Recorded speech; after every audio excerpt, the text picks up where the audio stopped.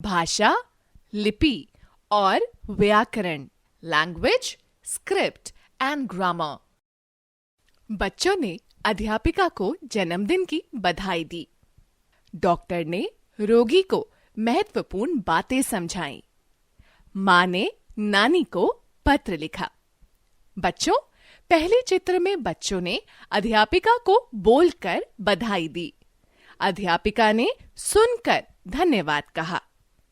दूसरे चित्र में डॉक्टर ने रोगी को पानी उबालकर पीने को कहा।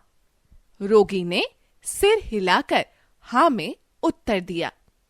तीसरे चित्र में माँ लिखकर अपनी बात प्रकट कर रही हैं। पत्र पढ़कर नानी बात समझ जाएंगी। इस प्रकार बोलकर, सुनकर, लिखकर और पढ़कर अपनी बात दूसरों को समझाना और दूसरों से समझना ही भाषा है। अपने भावों व विचारों का आदान प्रदान करना भाषा कहलाता है। भाषा के रूप। इस प्रकार भाषा के दो रूप हुए।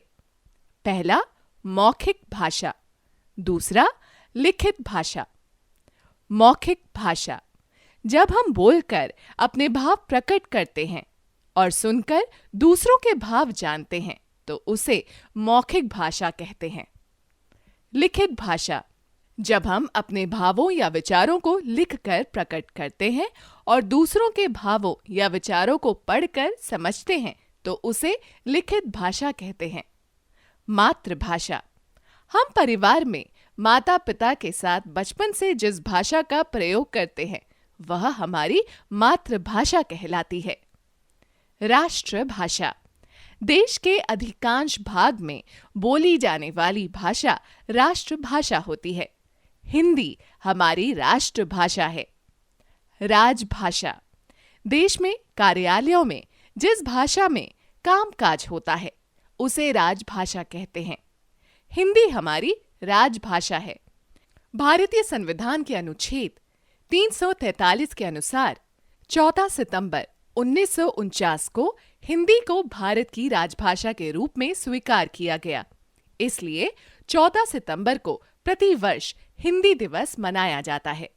विश्व में सर्वाधिक बोली जाने वाली भाषाओं में हिंदी तृतीय स्थान रखती है। भारतीय संविधान में हिंदी भाषा सहित 22 भाषाओं को मान्यता दी गई है। ये 22 भाषाएं हैं: असमिया, बांग्ला, बोडो, डोगरी, गुजराती, हिंदी, कन्नड़, कश्मीरी, कोंकणी, मैथिली, मलयालम, मणिपुरी, मराठी, नेपाली, ओडिया, पंजाबी, संस्कृत, संथाली, सिंधी, तमिल, तेलुगु तथा उर्दू। लिपि, भाषा को लिखने के ढंग को लिपि कहते हैं। प्रत्येक भाषा में कुछ विशेष चिन्ह होते हैं। वही चिन्ह उस भाषा की लिपि होते हैं। हिंदी भाषा की लिपि को देवनागरी कहते हैं। संस्कृत, मराठी तथा नेपाली की लिपि भी देवनागरी है। पंजाबी भाषा की लिपि गुरुमुखी, अंग्रेजी भाषा की लिपि रोमन है तथा उर्दू भाषा की लिपि फारसी है।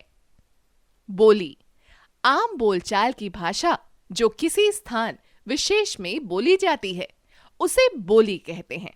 इसका लिखित रूप कम ही होता है। हिंदी की कई बोलियां हैं, जैसे खड़ी बोली, अवधी, बघेली, छत्तीसगढ़ी, भोजपुरी, हरियाणवी, राजस्थानी आदि। व्याकरण, भाषा शुद्ध रूप में बोली, लिखी एवं पढ़ी जाए, यह काम व्याकरण का है। बच्चे खेल रहा है, बालिका पढ़ता है, बूढ़ा गिर गई। ये तीनों वाक्य अशुद्ध हैं। इनमें कुछ ना कुछ अशुद्धि है। इनको शुद्ध करने का काम व्याकरण का है। जैसे बच्चा खेल रहा है, बालिका पढ़ती है, बूढ़ा गिर गया। अब ये तीनों वाक्य शुद्ध हुए। अतः व्याकरण की सहायता से हमें ठीक ठीक बोलना, लिखना और पढ़ना आता है। एक बार फिर से अपने भावों, विचारों को बोलकर, लिखकर समझाना तथा दूसरों के भावों व विचारों को सुनकर, पढ़कर समझना भाषा कहलाता है। भाषा के दो रूप हैं, मौखिक और लिखित। भारतीय संविधान में 22 भाषाओं को मान्यता प्राप्त है। भाषा को लिखने के ढंग को लिपि कहते हैं। हिंदी भाषा की लिपि देवनागरी है। व्याकरण हमें भाषा के शुद्ध रूप की जानकारी देता है।